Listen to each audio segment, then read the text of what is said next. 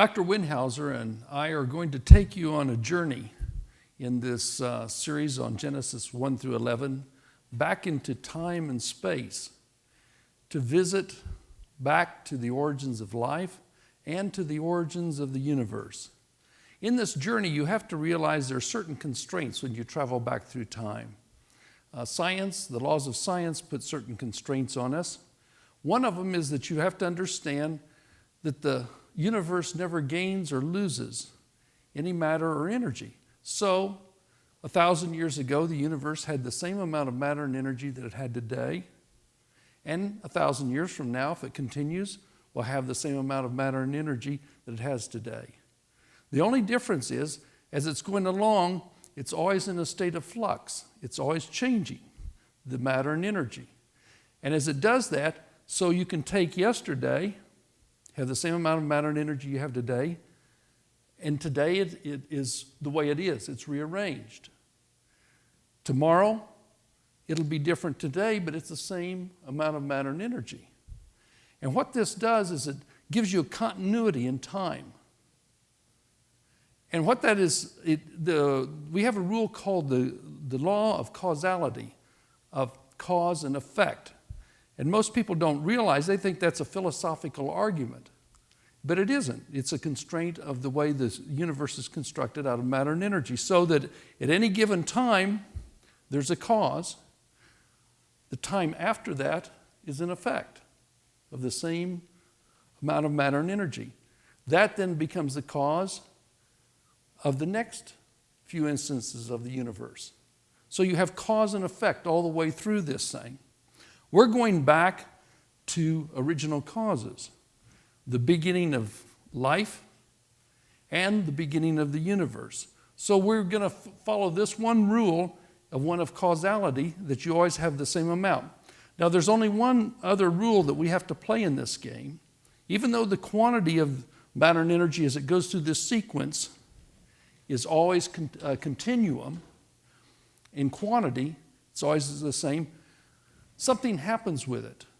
It's not always the same, and it's like a big stream up on a mountain.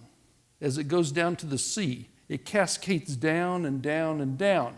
No quantity is lost in that process as that water travels from the tops of the mountains down to the sea. But something else does happen. The quality of that energy that you could use and put through power plants and everything is lost as far as useful energy as it flows down. So that in every interaction of matter and energy in the universe, there's a loss of order.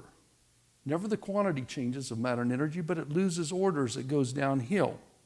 For instance, let me give you an example. My clothes, this beautiful red sweater that I often wear, I won't wear it forever, because every place I go, I leave a little of it here, a little of it there, and pretty soon I'm down, as we used to say in the 60s, man, you're down to your threads. And that's what happened. Our car's sitting outside. As we sit here, rust is falling off of them. As you drive home, rust will fall off of it. Its finest day was the day it rolled off of the assembly line. Eventually, there won't be any car left. All of it's still there, but it's gone to what? Disorder. Our sun, gigantic thing. It's one of probably 200 billion in our galaxy, of which there, and I'll mention this later too, 400 billion galaxies with an average of 100 billion stars. They're all, the reason we can see them is because they're giving off light, but they never get that light back. And they can't continue to do that forever. There's no loss of energy or no loss of the particles, but they're spread out. And the stars and the galaxies will eventually burn out. So in this process, as you go through time, this causality from moment to moment with matter and energy that we have in the universe, the quantity is all the same, but it loses its order as it goes along. And we'll see this a little bit later. So in this journey, as we go back, we're going to see that yesterday we had a more ordered universe than we have today. The sun had more energy than it had today. And as you go back the day before, it had more energy then. But this process can't continue in either direction forever.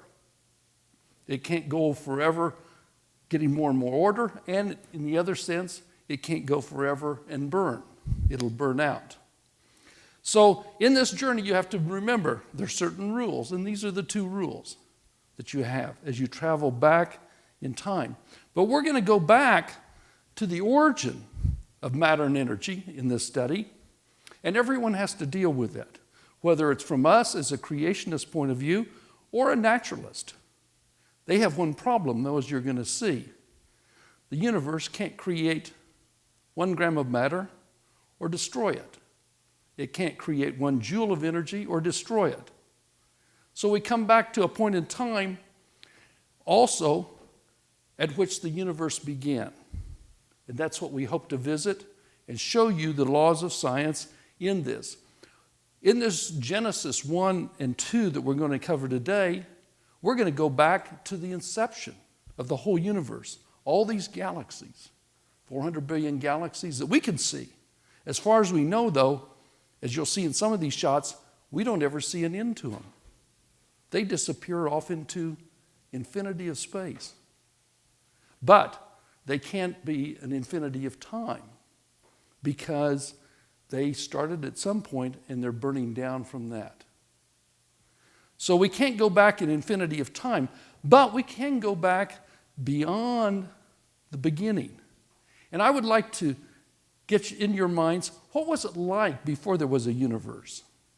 We had studies done when we were I was working in the space program. I wasn't involved in these studies, but one of the problems that you have with astronauts in space is here on the Earth, we have a lot of background noise. Crickets, chiggering, birds, wind blowing. You have input all the time with your 5 senses. The problem is you get into space, those start to disappear. And there's places in space, even as it exists today, that there's no light, there's no sound, there's no taste, there's no hearing. You see, you begin to lose all of your senses. And the problem with that is a man in an astronaut in a spaceship at times can be without any sensory perception. For instance, if you're in the shadow, even if as close to the sun as Mercury is, on the backside, it's almost absolute zero. There's no light hardly, except that's reflected back in from other planets. It's almost stone cold on one side, and the other side's just cooked. But they had a problem. What do we do if we put a man up there and he has none of this perception? So they ran tests, and they would wrap these guys up in cotton, put them in a suit, float them in a pool where they can't hear, taste, see. They're blinded. They're masked with so they can't see or anything. And you know what happened? They couldn't get anyone that could get past 2 hours without going crazy. You are taking in these. And where do you get them? From matter and energy. Okay? But let's go back. What if there was no matter or energy before the beginning of the universe? What would it be like? Imagine total silence. Nothing. No light to see with. Nothing to taste. Nothing to touch. There's nothing there. Imagine being in that. It's hard for us as humans to imagine that, but that's what it was like in eternity past, before the inception of the universe. And you wonder, how could this be? How could any person or any personality exist in that type of state? And yet, as we're going to see, there's a creator to the universe who existed for we don't know how long. He had no beginning and existed in these eternal states with no sound, no light, no nothing but himself. There's no creation. There's no matter and energy. There aren't even other creations in the other dimensions, such as angels or other things. Put yourself in there. Total silence from eternity. That's where you begin. And that's where Genesis begins. Genesis 1:1. In this world of nothing, all of a sudden, things begin to happen.